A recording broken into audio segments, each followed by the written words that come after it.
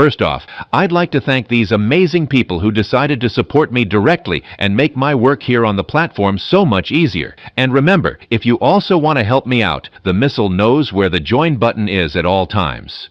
Hello pilots, welcome back. How have your battles been? Mine have been going well. Today I'm flying the new Belgian F-16 OCU on the French line, and honestly, what I gotta say to start things off is exactly what you just saw, 6 IRCCM missiles on the 12.7. And the best part is the payload variety. You can mix between AIM-9Ms and Magic 2s, with a limit of up to 4 Magics, or 6 9Ms. That means we're stuck with just IR missiles, but at least really good missiles for the bracket, and yeah, that kinda messes with our offensive power a bit. I'll get back to that after I talk about the airframe, which is basically an F-16 Block 15. So, we get the same maneuverability as the F-16 ADF. We got 60 countermeasures on the jet, and that's it. The radar is really just for spotting and figuring out your position, but once you get used to the 11.7 to 13.7 bracket, it doesn't even matter that much anymore. This bracket is kinda tricky to get consistent results in because the jets here aren't all super strong, but the difference in what they can do is huge. Some have Fox 3s, some don't. Some airframes have crazy performance, others really don't. So if you fly this thing thinking it's some super OP vehicle where you just go straight, press 2 buttons and get an ace without using more than 3 brain cells, you're gonna get surprised with a bunch of deaths and end up thinking the jet sucks. But that's just part of the story. You might be thinking, what do you mean just part of it, Karma? Well, I talked about the jet's offensive abilities, right? Basically, anyone with Fox 1s or Fox 3s can start fights way easier than you, doesn't matter how strong or weak the missile you're up against is. And you're also dealing with IR missiles that for the most part aren't really better than yours. But if you mess up your positioning or your moves, you're dead. A good example is the Python 3 and the AIM-9L. If you use them right, they're awesome missiles. Those missiles are actually good even in higher BRs. So with all that in mind, you can already tell this jet is either going to be super OP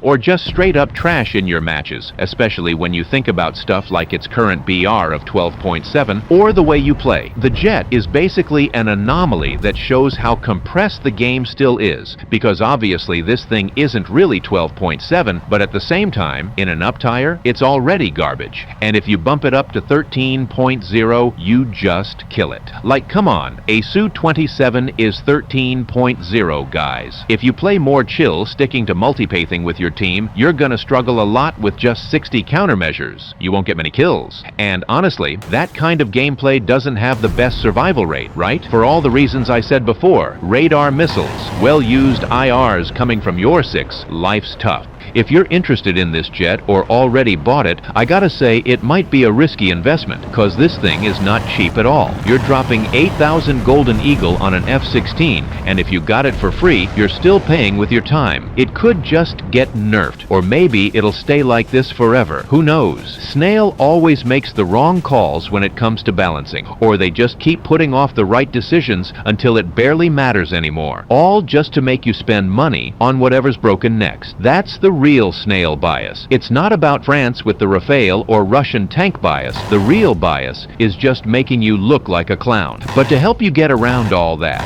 I'm at least gonna help you make the best call and show you how to actually play with the jet you're interested in, so stick with me. Alright, so starting with positioning, I mentioned how, yeah, you can play this jet the way it's meant to be played, doing multipathing and all that, but there's a bunch of downsides, and I'm pretty sure most of you aren't gonna have fun struggling just to get mediocre results. So, here's the deal. The strongest and most consistent way to play this jet is to go full rat mode. I know that might sound lame to some people, or even disrespectful to others, but like I said, this jet is an anomaly, so you gotta play like an anomaly too. You're gonna eat passive routes for breakfast, lunch, and dinner. And you gotta play smart and stay sharp, cause this kind of gameplay in a BR full of radars, Fox 1s, and strong Fox 3s means if you mess up even one detail, you're dead. You can do all the positioning right and get to the attack window, but if you slip up, you're gone and all that work was for nothing. So every little thing has to be understood, has to be on point, and that's exactly what I'm gonna show you. Here, I picked a super passive route just to make sure I wouldn't become a target too early. And on top of that,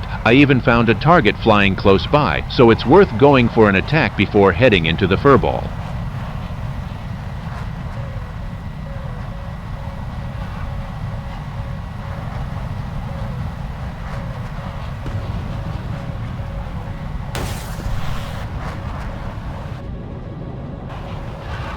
Like I said, this jet really doesn't have much offensive power, so keeping up long attacks is tough. You gotta make sure that when you show up, you're not outnumbered, because it only takes one enemy locking on to ruin your day. I didn't want to risk too much here, because otherwise, I wouldn't have time to reposition and go for another attack. At this point, it turned into a race against the clock to help my team that set up the play for me.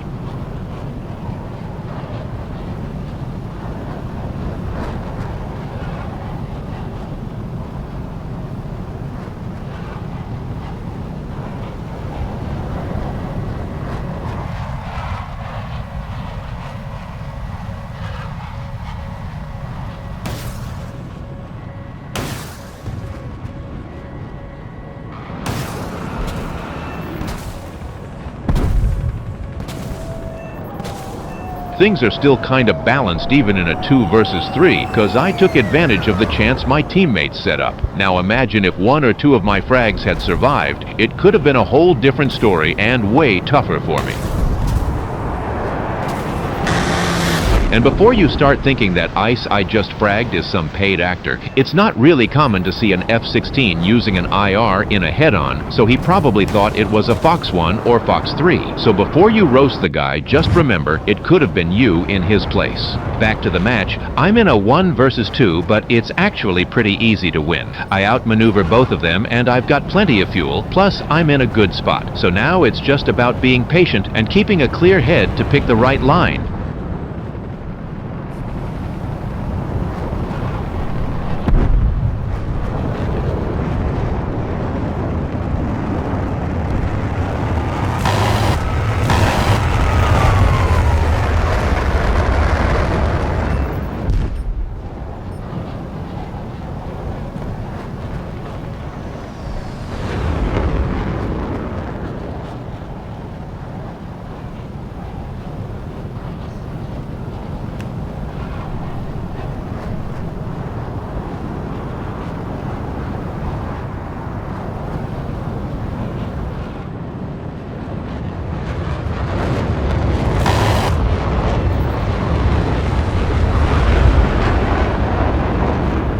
That's it. Passive routes work super well with this little guy. It's got its limits, but it's honestly so OP, it's kinda nasty seeing this jet at 12.7. But of course, I haven't spilled all the secrets yet. This was just one match, so let's get into the next ones.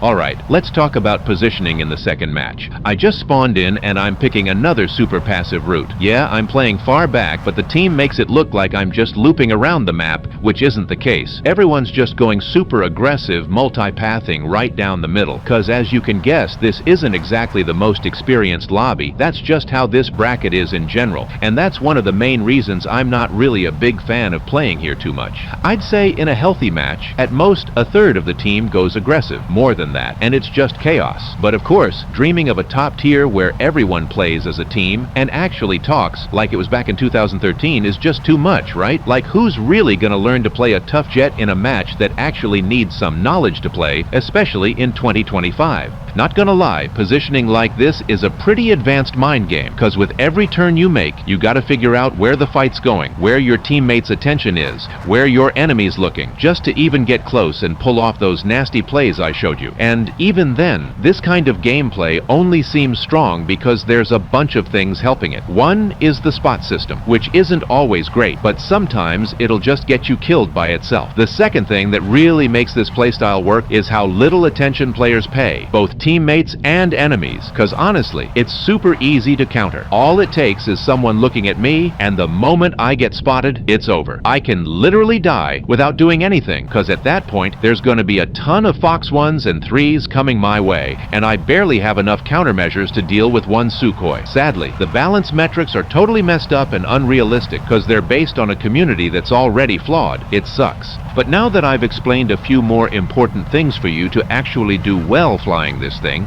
it's about time to get to work, so let's get started.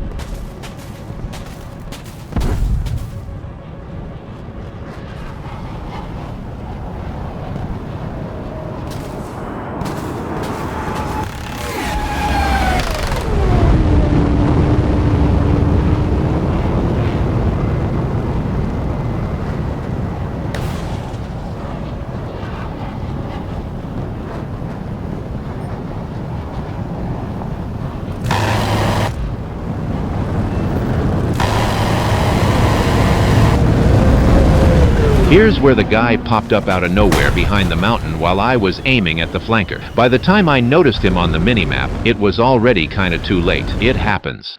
Honestly, I don't even think I need a conclusion for the end of the video with how much info I dropped throughout. I'm pretty sure you guys can form your own opinions based on what I taught, and I also got you ready for the toughest situations you'll run into with this jet. The way you play, if you get spotted, there's not much you can do. Just go defensive, try to force an overshoot and take out the target as fast as you can, then reposition. Other than that, if you're getting noticed, you're probably gonna die. This jet is all or nothing, there's no middle ground, and if you mess up, you're gonna get punished hard. Some matches, you won't even need a passive route. Like in this one, everyone's playing so low and so wrong that you just gotta wait for the chaos, grab your frags, and move on. Since this is the last match, it's gonna be a little quieter, so stick with me, and I'll say goodbye at the end.